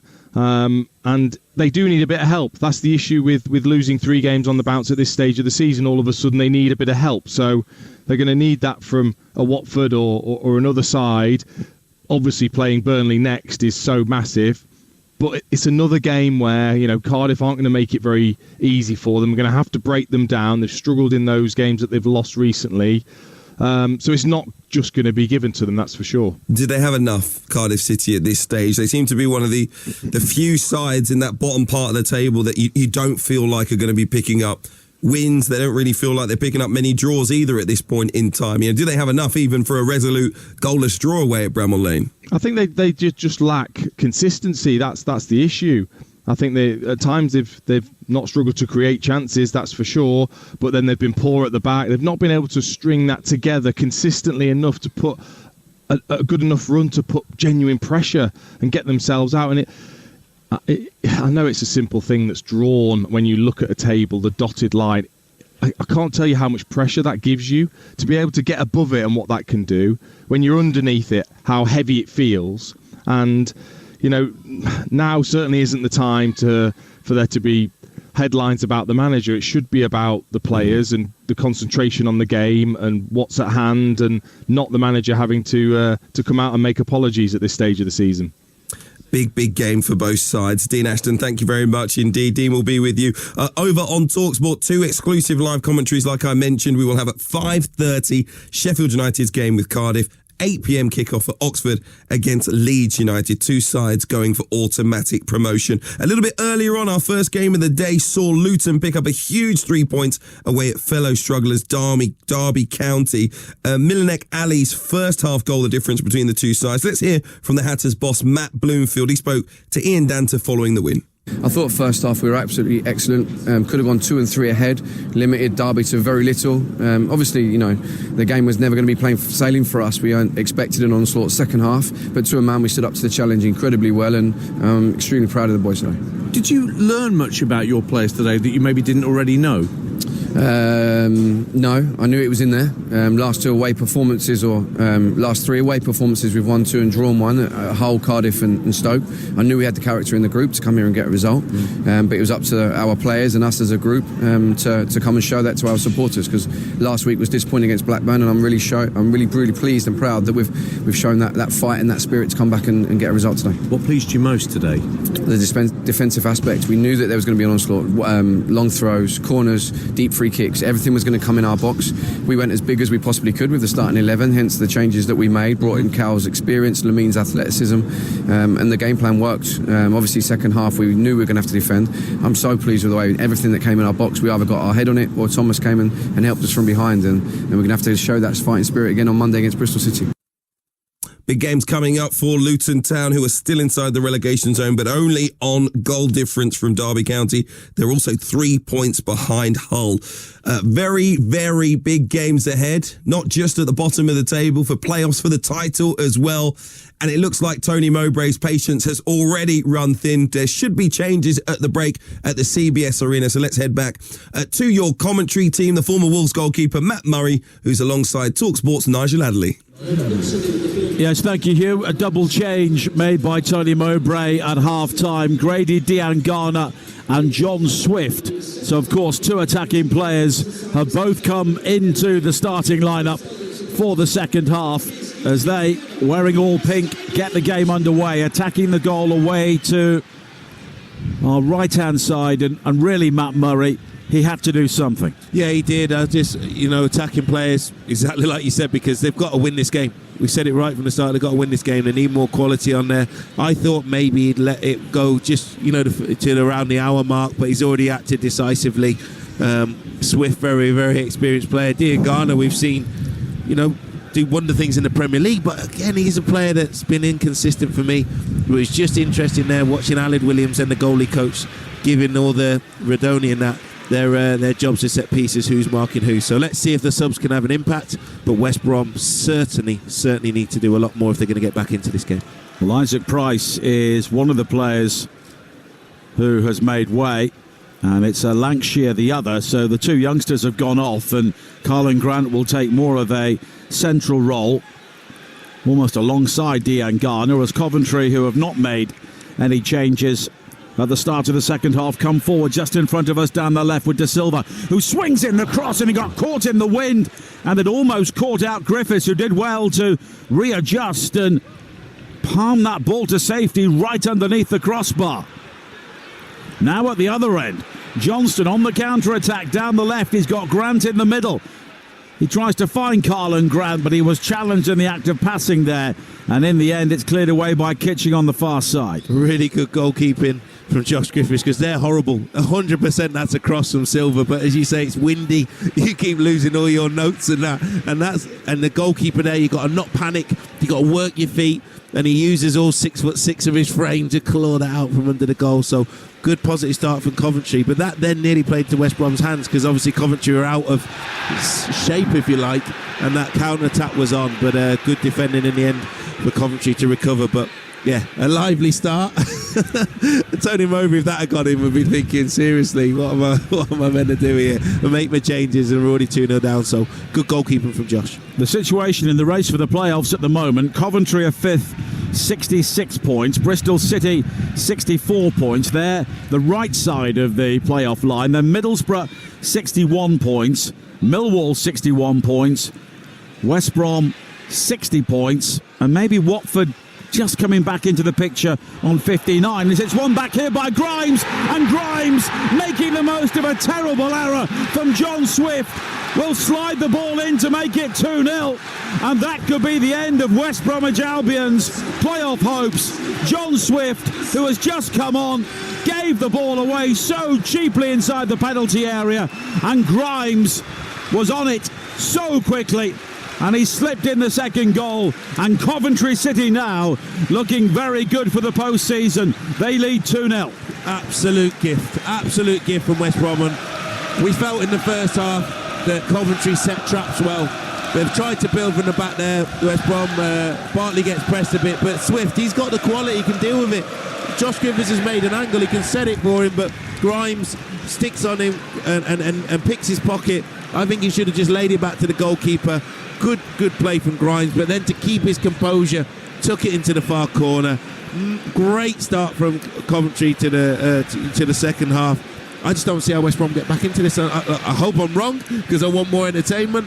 But really good play from Grimes. But from a West Brom point of view, that's not tactics. That's just a bad error from a very, very experienced player. A player who was brought on to try and turn the game Albion's way may have taken it away from them. Here is Mowat now, plays it wide to the far side. Johnston at pace into the penalty area for Albion, and he goes down, but Craig Pawson tells him to get up. Yeah, and I think again, good refereeing, good defending there from Coventry, but showing Mikey Johnson, he's positive, he's driving. Definitely not a foul. He didn't complain himself, did he? But I feel there, when he's driven into the box, and this is what we talk about, end product. Every time Hadji Wright went down that left, it looked like something was going to happen. There, Mikey Johnson just ran the ball off the pitch. But West Brom now, they just have to go for it. They have to. They have to get something from this game. And 2-0 down, for me, just go out on your sword if you have to. Just really, really go for this. Well, they have a big support here today away to our right-hand side, and they've had very little to enthuse about so far in the game, as Brad Collins, the Coventry goalkeeper, just slips as he clears the ball away. Sakamoto claims he was held down there on the far side, and Craig Pawson will have a word with Callum Stiles, and Callum Stiles will be shown a second yellow card, and West Bromwich Albion are down to 10 men, and their Good Friday afternoon is rapidly unravelling here. Yeah, it's going from bad to worse, and he's no danger there. You're out on the touchline, and we looked at it and we said, didn't we, that first yellow card could prove to be costly, and it was a needless first yellow card. And that he's an experienced player. He has played a lot of football, Callum Stiles. He cannot argue. end of the day, if you get so tight to your player, tries to go past you, and you pull him down to the floor deliberately, that is a yellow card. It's over on the halfway line, out on the touchline. Let him go. You don't need to do it. 2 fouls on the halfway line. Exactly. And the first one was a frustration one. And Tony Mowbray, he's got his arms crossed. I bet he doesn't even look at Callum Styles, because he's thinking, right, okay, Swift, you've made an honest mistake. You should do better. But this is not even looking at him, is he? Not even acknowledging him. And that's it. I do, look, for me now, it's game over. Game over. And these have come from individual errors, poor mistakes from experienced players. And when you're going to be attacking your own fans, they travel all this way, they sell out their allocation. I think some of them are going already. Yeah, probably, because they've started the half so badly. Your message would be in there. Start the half well. Give them nothing. There are Albion supporters heading down the stairs in their droves. Now, they could all be heading for a comfort break, or they could have thought there's no way their team are getting back into this game. Yeah, I think a few of them will think that. When Tony Mowbray's just got arm crossed, head in his hands, thinking, what am I seeing here? What am I seeing? Crazy. Well, ultimately, the poor away form is going to catch them out here. This will be 4 wins, 10 draws, and 8 defeats away from home. 14 away games without a win if they don't win here today. And bearing in mind they're 2 goals down, playing with 10 men. Yeah. And look, they've got some very good draws. They've drawn away to all of the top 4. But you've got to turn some of those draws into wins, and they've not done that all season. You've got to turn some into wins, and you've got to play with more, I don't know, just more fight, intensity, belief. And now you're hearing the Coventry fans sing, and they're feeling, because it was tense. But now it's been one of the worst starts to a half in football I've seen for a long, long time. Gift of a goal after the substitutions, and then the red card just to compound it. And Tony Mowbray will be scratching his head. What's gone on here? Almost given away by Albion again, but this time Grant has been fouled by Wright, and it will be a free kick. And in fact, a yellow card has come out again. I think it might be Sheaf who's been booked for persistent fouling. Zan Vapotnik has put Swansea a goal up against Hull.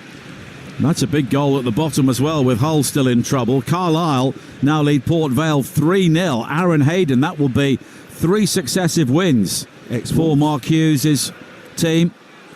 Michael Cheek with yet another goal for Bromley. They lead Morecambe by a goal to 0. Morecambe are going down seemingly now.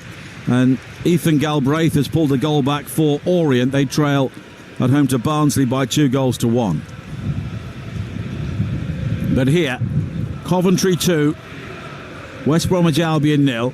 And in the opening 5 minutes of the second half, Matt Grimes made the most of a terrible error by John Swift to make it 2-0. And Callum Styles has been sent off. And Luke Molyneux has a second for Doncaster at Tranmere. They lead by 2 goals to 0. And with Carlisle winning and Tranmere losing, the gap between Carlisle and the safety line could be 4 points. Should be 4 points by the end of today.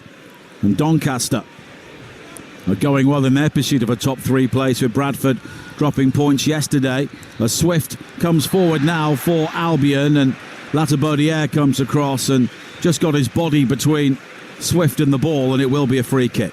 Yeah, really good defending there from Latabodiere, just to get his body in the way, win the free kick, reading the danger. And that's the thing I don't see enough sometimes from defenders. If there's no pressure on the ball, that space is in behind you, so you need to kill that space, read it, kill it. Does it really, really well, anticipates it well, and good defending. But again, West Brom they are really lacking ideas on there. I know they're down to 10 men, but Brad Collins has hardly had a thing to do in goal. And he's a goalkeeper who has been under pressure because he made that mistake against Burnley. He only came back into the team because Oliver Dovan picked up an injury. I saw Collins have a nightmarish day down at Portsmouth before Christmas when they lost 4-1, and he was culpable for at least 2 of the goals. As Grant now makes his way into the penalty area for Albion, pulls it back. Swift will find it now inside the area, and then the shot is high over the top. It was Fellows who teed it up for Swift, and Swift looking to make amends for that earlier mistake.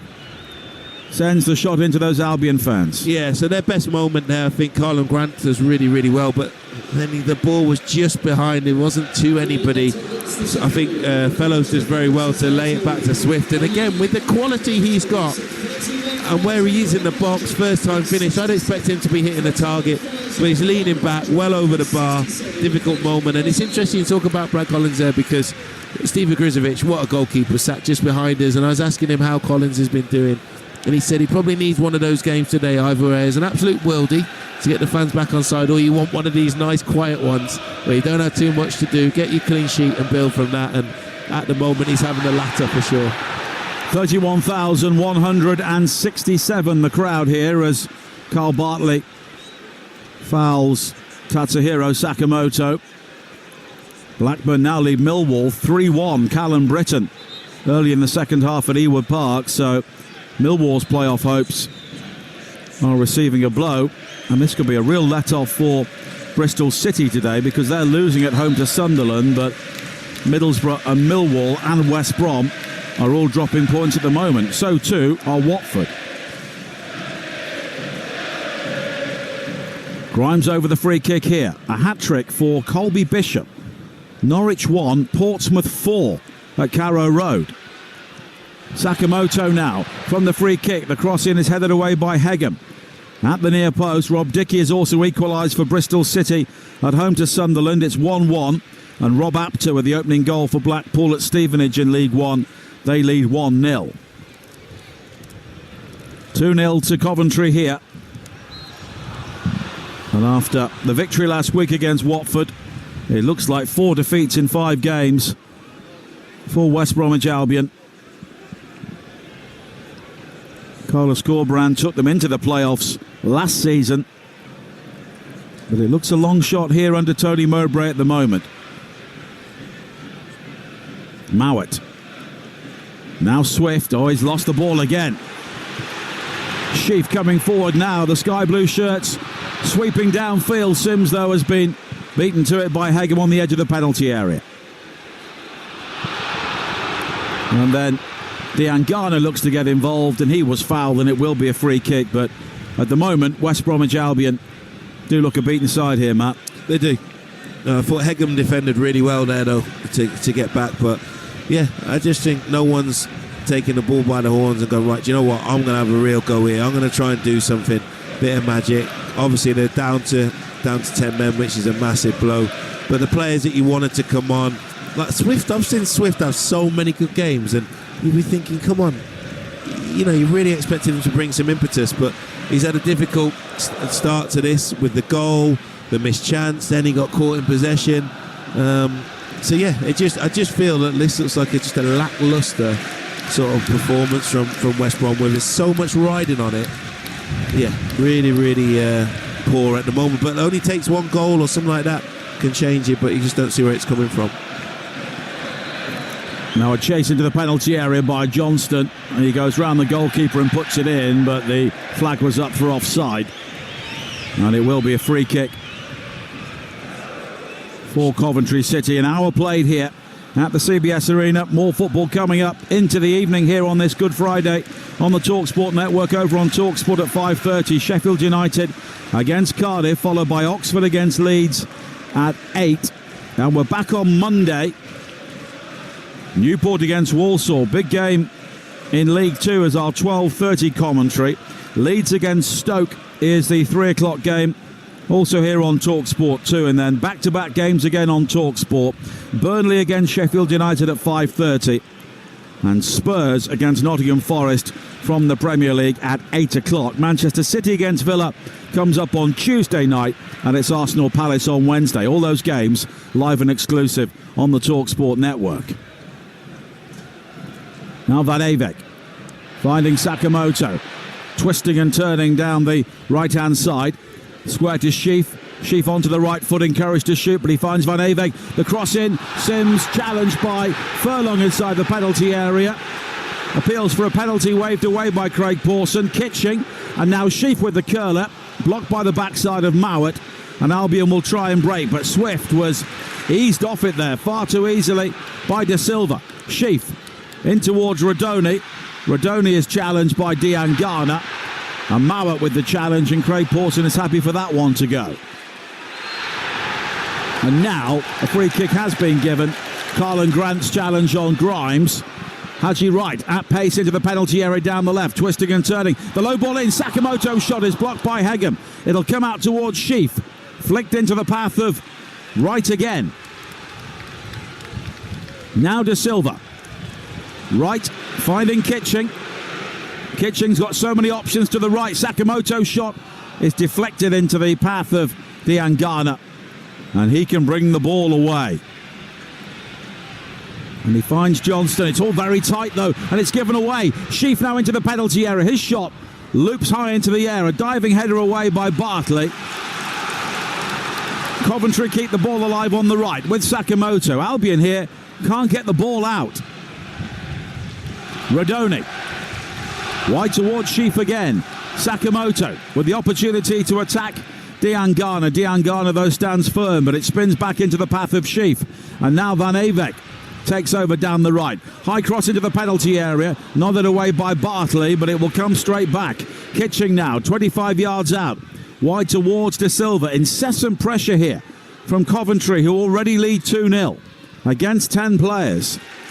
Latabodiere. And Sheaf. Oh, it's a poor ball wide to the far side, momentarily cut out by Johnston, but here is Van Avek once again.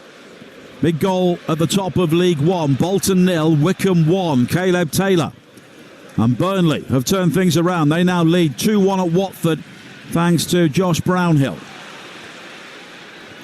De Silva for Coventry again, finding Sims. Back to goal, 25 yards out. He finds Wright.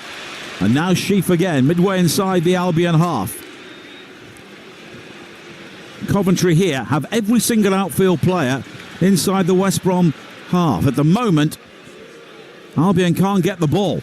Sheaf finding Wright in the central area, crowded out initially, then he goes down, and he will be penalised there for simulation.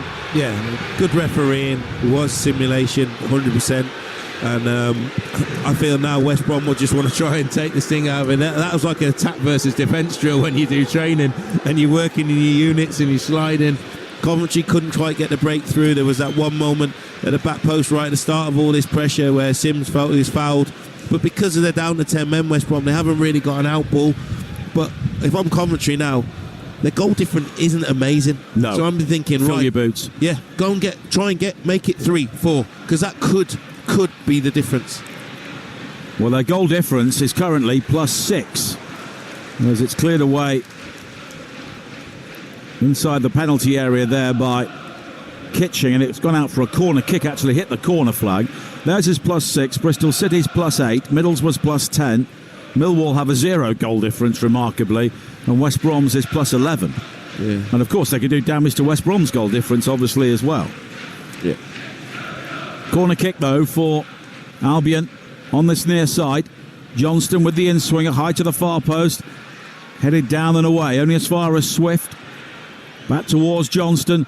Johnston curls it high. Bartley still forward, nods it across the 6-yard area. Nearly forced to Grant at the far post, but it's run clear by Grimes, and he will hammer the ball to safety. Yeah.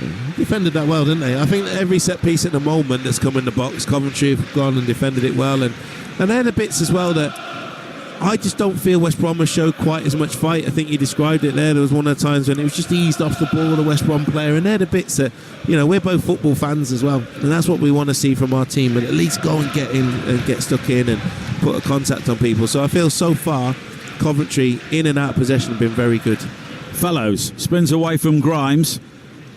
Sondra Tronstad has made Blackburn 4-1 up now against Millwall. And Ben Wilmot with the second for Stoke. They lead Sheffield Wednesday 2-0. Johnston now with a cross into the penalty area for Albion down the right. And the ball deflecting up off De Silva, back onto Johnston. And that's a goal kick with 25 minutes to play. Stevenage 0, Blackpool 2. A second for Rob Apter, as a change will be made here by Coventry. And it's Jay De Silva who will be replaced by Jake Bidwell.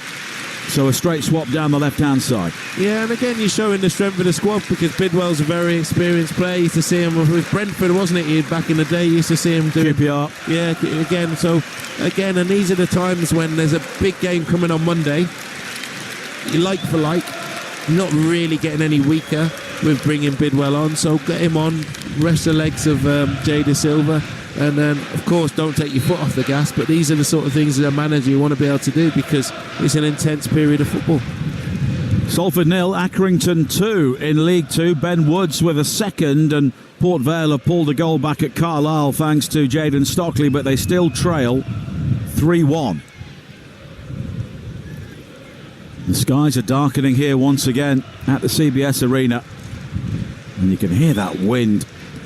31,000 people in the stadium, but this stadium is very much like a wind tunnel at the moment as Albion try and build on the far side, but it goes straight out of play. Reading 0, Lincoln 1. James Collins in League 1. Walsall 1, Harrogate 2. Elias Taylor in League 2. Walsall, another team who are faltering at the top of League 1, or League 2 rather. As a change is made by West Bromwich Albion, and it's Usman Diakite who has come on for them as they try and shore things up. And Diakite, a player who's been used very sparingly. Kabongo Shamanga has made it Grimsby 0, Swindon 3 as well. And Kit Davis Keeler Dunn has put Barnsley 3-1 up at Leyton Orient in League 1. So plenty of goals going in up and down the country on this Good Friday. Hopefully you've got to where you need to be and aren't out on the roads as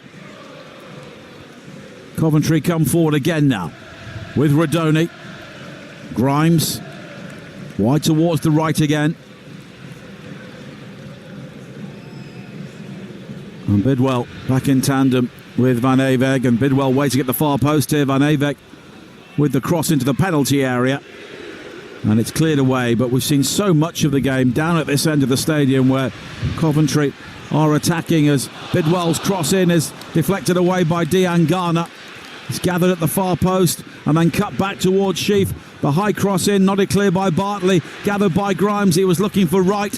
Wright will go further back to Latabodiere. Alex Mowat, by the way, was replaced by Diakite for Albion, so another straight swap in midfield.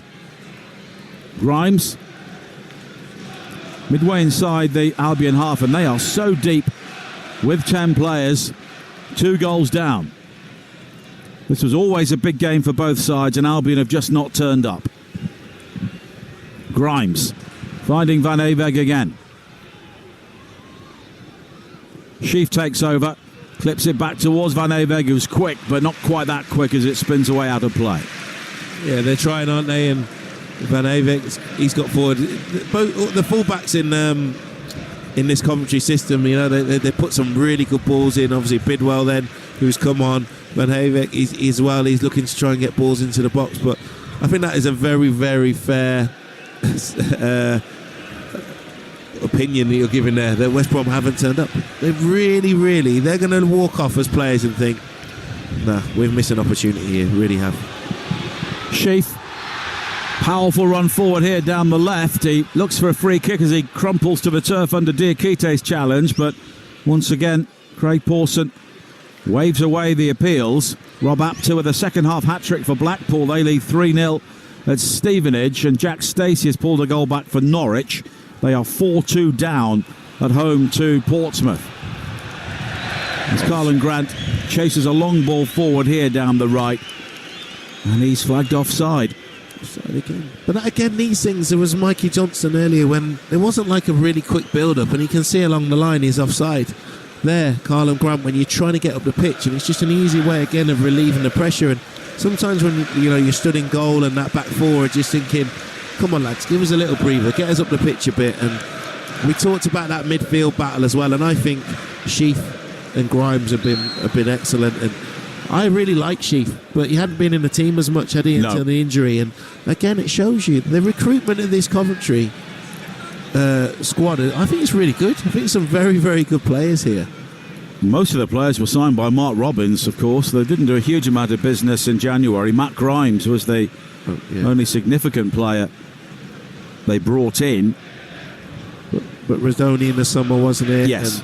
And, Torp, how long had he been there? Torp had been here about 12 months or so. Yeah. So I think came in the January before last. Yeah.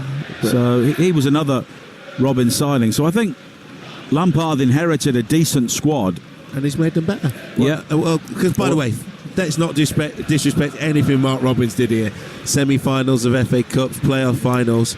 But, yeah. He's made them better this season because they were 17th when they dismissed Mark Robbins, and they were 2 points above the bottom three when Lampard arrived. And before they started this run, just before Christmas, they were 16th, 12 points behind the playoff places. And now they are very much in there. And today they're really cementing their place. Yeah. And they're looking like a very well-drilled team, aren't they? They look good. They look really, really good. 5 points clear of 7th is a pretty good place to be in with 3 games to play.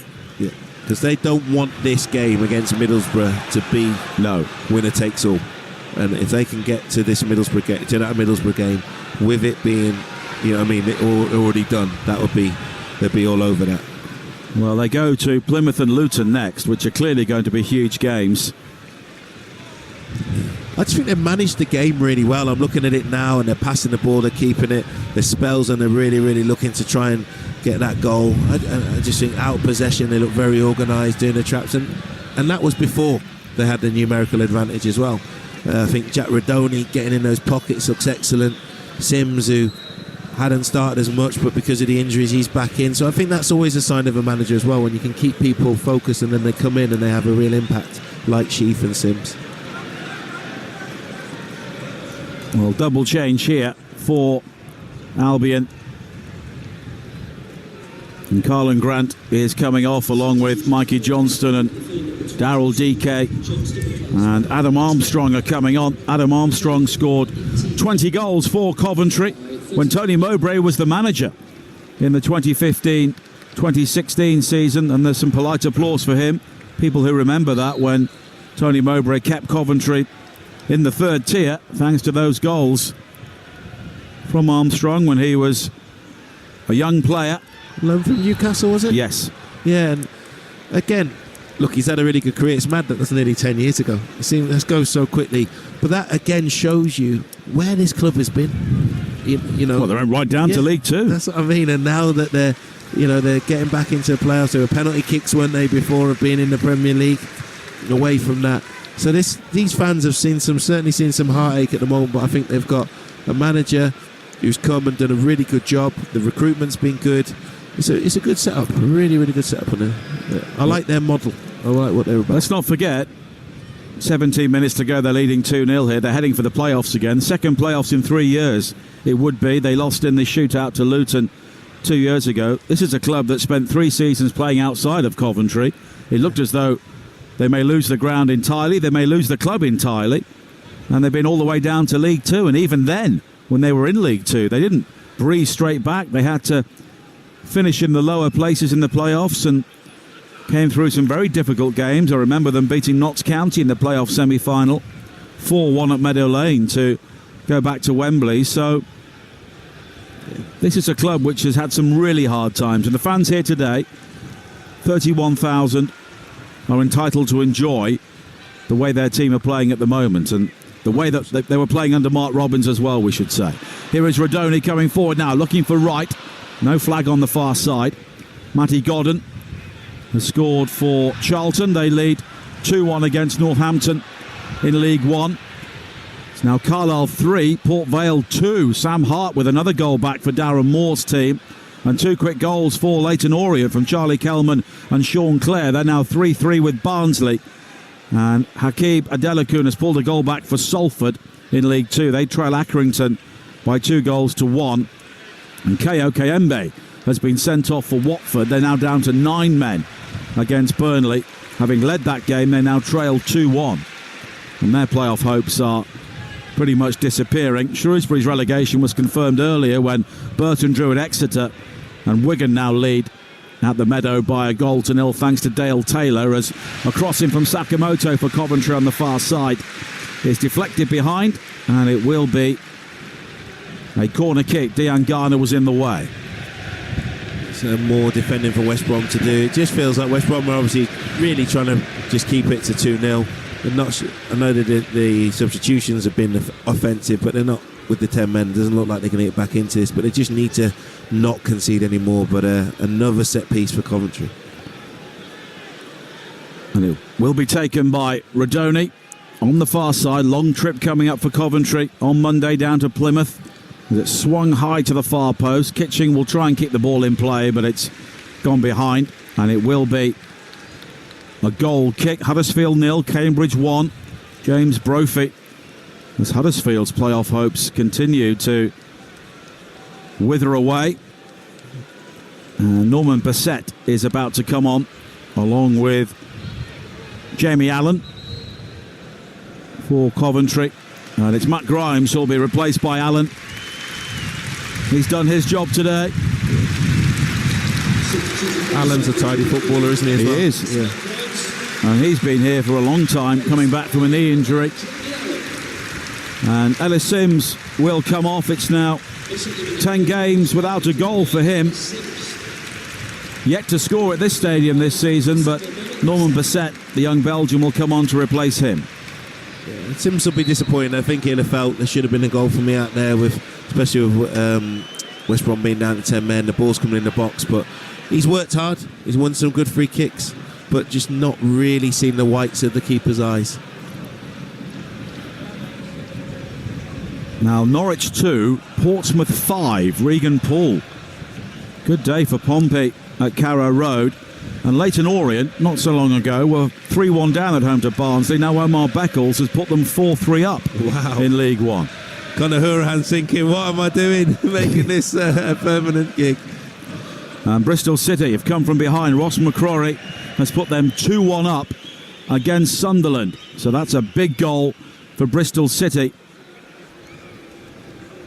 And that will put them above Coventry again. They would have 67. Coventry 66. Then a 5-point gap. Middlesbrough are still drawing at home to Plymouth. They've got 61. Albion 60. Millwall 60. And Blackburn 69, although they've probably left it too late. But it's a big gap. 5 points with 3 games to play. And Coventry can take all the jeopardy out of that final game here against Middlesbrough when they play 2 relegation candidates, Plymouth and Luton, as a back pass towards Griffiths is hammered away to safety once again for West Bromwich Albion. More goals going in. Matty James with an equaliser for Wrexham at home to Bristol Rovers, 1-1 in League One. Carl Pergiani has made it Stevenage 1, Blackpool 3. And Aidan Flint has pulled a goal back for Mansfield. They trail 3-2 at Rotherham as Rodoni with another energetic run forward, but it flounders on the edge of the penalty area, cleared away by Bartley. But they've had so many different combinations up front, West Bromwich Albion today, but overall they've had absolutely nothing. But there's not anyone really saying who's come on the bench, you've got to play me on Monday, Gaffer, is there? You know, that's what you sometimes think as a player. I'll come on, I'll impress the manager. But look, it's of course it's difficult. They're down to 10 men, but I just didn't expect this. I really expected a lot more from this West Brom side. That, you know, with what's riding on the game, some of the experience, the manager they've got, all these fans that are here, which a good number of them are gone. But yeah, just really, really poor in and out of possession from West Brom, but take nothing away from Coventry as well. I think they've been good.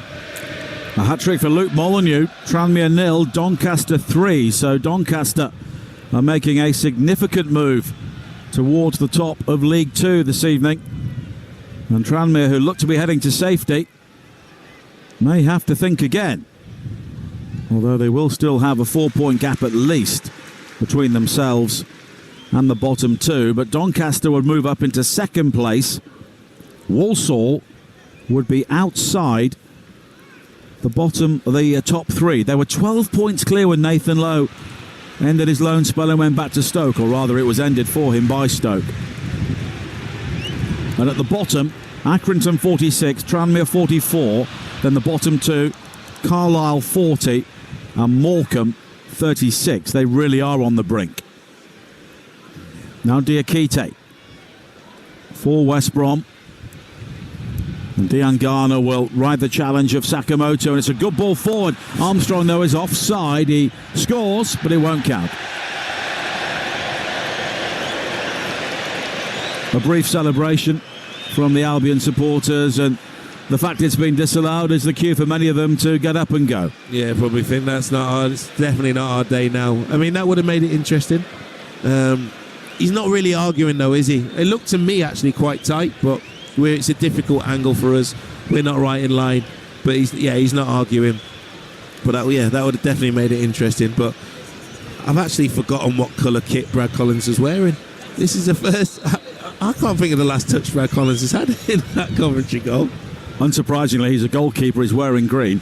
Well, I know what you mean. Not these days. No. He almost blends in, doesn't he?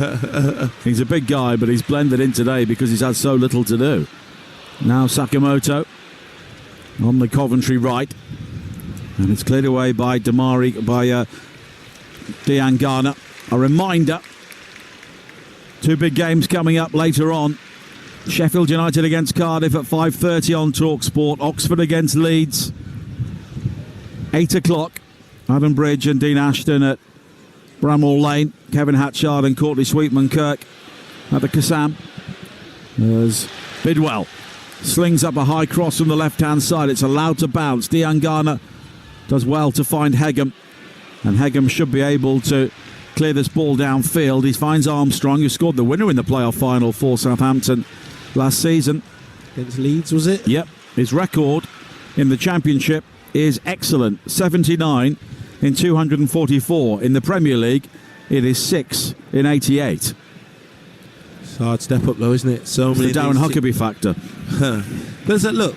Again, fantastic careers, Huckabee, Armstrong, but it shows you why so many of these teams are going up and coming back down, because that step up is really, really difficult and seems to be getting harder and harder. Now Bissett looking to chest down a high ball, but he's flagged offside and it will be a free kick, and we have 7 minutes to play. And Frank Lampard still looks a slightly nervous man, but his team have been so much on top the entire game. Scored with their first real chance, didn't they, and never really looked in danger from then. And yeah, I think everyone thought it was going to be a pretty even game. Neither team was in amazing form coming into this. Bit edgy, bit nervy. First goals, they always say it's so important, and yeah, Coventry built on it. And for West Brom, I don't really know what they're trying to do, if I'm honest. I think, and I know West Brom fans are saying, "Oh, your Wolves head on" or whatever, but I expected a lot more from West Brom. At the bottom, Stoke, of course, winning. That puts them on 50 points. 7 points clear with 3 games to play. Looks like they've done enough. Portsmouth also winning 5-2 at Norwich. There's a chance inside the penalty area for Daryl DK, but he's closed down. And it spins behind off Latibodiere for a corner. Portsmouth on 49, 6 points clear with 3 games to play. You would say they've done enough as well. Yeah, pretty well. And I think John Mousinho's done a good job. He really has, with them going up, and that would be a success for them. But you're just looking at DK earlier. He gets in, he spins in, he looks up. There was no one there. There was no one there busting a gut to get in and try and get on the end of something. And they've got to commit a few bodies forward. But that's been West Brom all afternoon. But saying that, they go and plant his header in now from a corner. Could be game on. The corner was low, flicked on by Furlong. It's still loose, and in the end it's sliced behind by Wright, and it will be another corner. Hull losing at Swansea still by a goal to nil. Of course, Cardiff in action live on Talksport at Sheffield United at 5:30. Plymouth still drawing 1-1 at Middlesbrough. The corner kick from Armstrong again is flighted in, headed away by Bissett. And now Sakamoto on the counter-attack. He's got Bidwell to the left. Bidwell quickly swings it over to the right. Nodded in field by Radoni. Seeking out Van Aveg in the centre-forward position. And Albion will clear the ball away again. So the bottom of the table at the moment, Plymouth bottom 41, Cardiff 42, Luton, who beat Derby earlier on Talksport 2, 43, Derby 43, Hull 45, and then there's a gap. Oxford playing Leeds later on 48. At the moment, it looks like 3 from 5. If Oxford pick up a point later on against Leeds, you would think 49 points would be enough. But we'll have to wait and see, of course, as Albion get a free kick now on the edge of the penalty area. And it was Hegem who was charging forward from the back, and he was body checked. And again, with 4 minutes to play, if this goes in, it's game on. Yeah, because there's going to be a bit of stoppage time. Coventry are going to make a couple more substitutions, which will add a bit more time on. But Swift's got the ball under his arm. I was disappointed with his corners. Didn't miss the front man. Again, he was at Reading, and when he was at Reading, his set pieces are the assist king, wasn't he? He was so good, and he had so much quality. So he's just thinking now, this is a free kick in a dangerous position. It was a sore one for Hegem, who went marauding through, brought down. But this is now Swift, 20, 25 yards, would you say? Just off centre? Maybe slightly closer. Yeah, 23 yards, yeah. So it's a good opportunity. It's great striking range, because this is where these sort of players like it, because they know they can get the ball up and down. So look, Brad Collins, who hasn't had much to do, he's got to be brave, protect his side of the goal. But let's say from West Brom have been poor, but anything like this and it suddenly gets edgy, and they only need one of a chance and they could end up coming away with a point. But I've probably talked it up like this now, and it's going to go 20 yards over the bar. Michael Frey's equalised for Queen's Park Rangers at Preston. It's 1-1 there. Jamie Patterson and Lewis Binks will be on shortly for Coventry. Patterson, of course, Coventry born, scored the winner here against Portsmouth. His first goal for the club. Great goal, wasn't it? It was a mad volley. It was, yeah, from a Rodoni cross in the 96th minute. And what a turning point in the late season that has proved to be for them. Swift over the free kick. A hush around the CBS arena. Craig Pawson just forcing the wall back the necessary distance. As we tick into the 89th minute. And Swift will curl this right-footed, and the wall leaps. It rebounds off the top of the wall, spins away, and Latibaudier does well to avoid the corner, and it will be a throw-in on the far side. And now Haji Wright will be replaced by Jamie Patterson.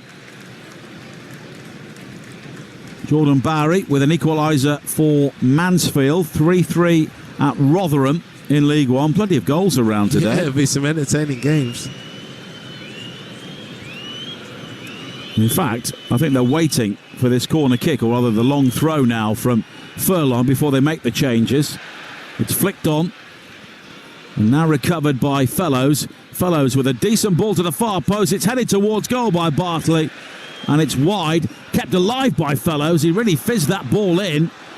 It was blocked by Haji Wright. Bassett will try and bring the ball away. He's lost out to Swift. Swift for the cross in, looking for DK. Cleared away by the head of Kitching. And now Coventry can look to try and bring the ball clear. And there have been the odd flurry from West Bromwich Albion, but really no more than that. Yeah, it's too little too late, and that was a good ball in. But credit Coventry as well, because that's when you have to keep your concentration. Show the pride to keep that clean sheet. I think Labaudiere and Kitchen have been really, really good. They're positioned well, got blocks in. I think every single Coventry player has performed, don't you? Absolutely. Here is Fellows, though, for Albion. 20 seconds of normal time to play. The crossing is a good one, and it's almost an own goal. It's Allen. At the near post, I think it was Jamie Allen who diverted the ball over the top. Collins was beaten there, and it's a corner kick. Well, I talked about the defensive midfielders getting into those positions, getting blocks in. He swiped at it, and that's where he's hoping it doesn't go in the back of his net. Wow, bit of pressure here. 4 minutes of added time. The corner kick is glanced on, and it's wide. Carl Bartley with a really good run there, and he seemed to get the run on the entire defence, but he couldn't keep the header on target. Yeah, and that's the first time, isn't it, that West Brom have got a free header in that Coventry box. But Frank Lampard, he'll be upset with that because you defended so well, you concentrated. And later on, especially in the playoffs, those moments could cost you. So Bartley should be scoring there. Central to goal, free header, 6 yards out, should be hitting the target. So big moment there for West Brom. Haji Wright and Liam Kitching are coming off for Coventry. Jamie Patterson and Lewis Binks coming on, so changes at both ends of the field. In the Championship, earlier on, of course, Derby 0, Luton 1. In the playoff race, Millwall 4-1 down at Blackburn. Bristol City leading Sunderland by 2-1. And Burnley leading Watford 2-1 at Vicarage Road. And Stoke look as though they're heading for safety. They're leading Sheffield Wednesday 2-0. And Portsmouth also leading 5-2 at Norwich. 49 points looks to be a pretty good tally at this stage, as the free kick's been given against Latabodiere. And he was going to complain, but then he was told by his teammates, just get back. Yeah. Get back, do your job. See this clean sheet out. No silly, yellow cards to dissent or anything like that. And just see this game through. Liam Gordon has made it Walsall 2, Harrogate 2.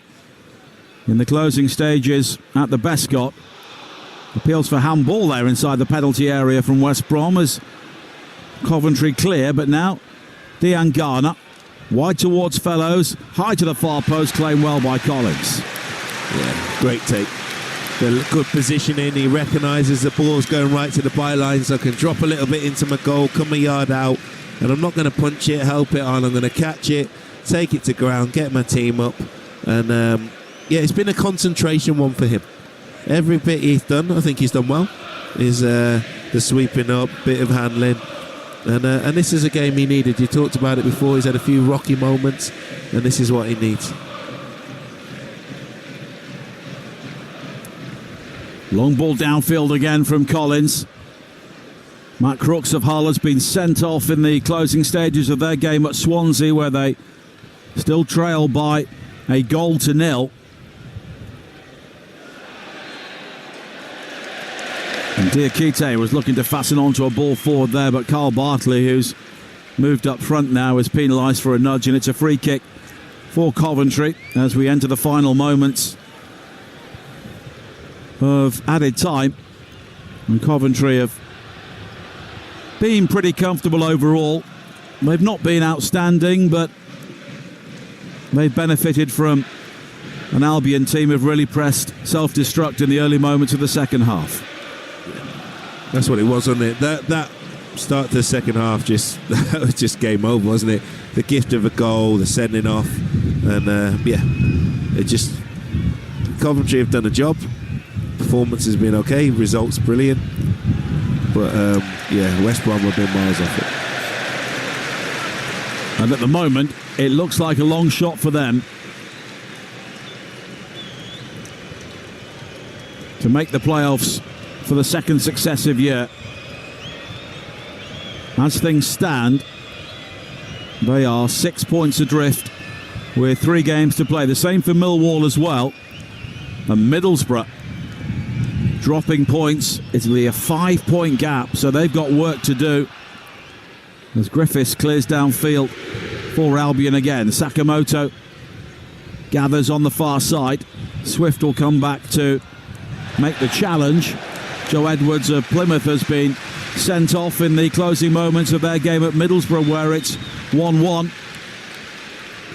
And Coventry finishing this game on the attack with a corner kick. And I think once this has been taken, the full-time whistle will go. It's been look, West Brom have had a little flurry towards the end, but it felt like this game was over a good while ago. Corner's played short by Rodoni towards Sakamoto. Now Sheaf. Albion have the throw-in. A look at the watch from Craig Pawson. And the Coventry fans already beginning to celebrate. A big win as they close in on a playoff place. But West Bromwich Albion's challenge may have withered here today. Everything that could have gone wrong did go wrong for them. And Coventry City continue their excellent form under Frank Lampard. They still have some work to do, but they look very well placed now to finish in the top 6. For West Bromwich Albion, it looks like the Championship once again next season. Yet again away from home, they've fallen short. It is finished. Coventry City 2, West Bromwich Albion 0.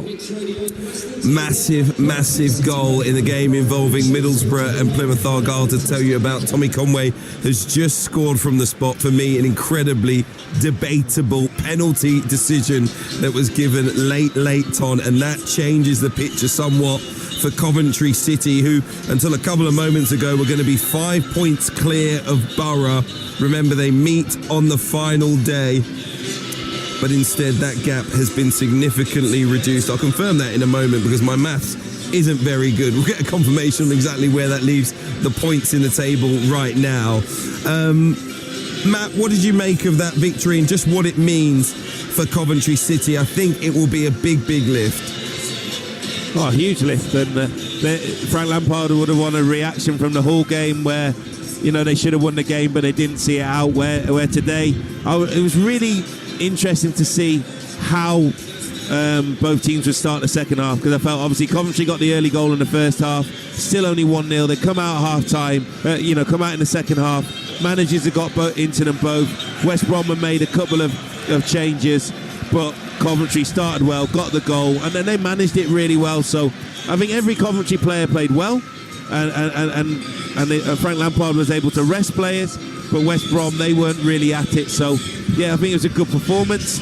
Coventry deserved it, but it was, we talked about it in the build-up, the result was the main thing, and I think Frank Lampard will be delighted with how his team has performed in and out of possession this afternoon.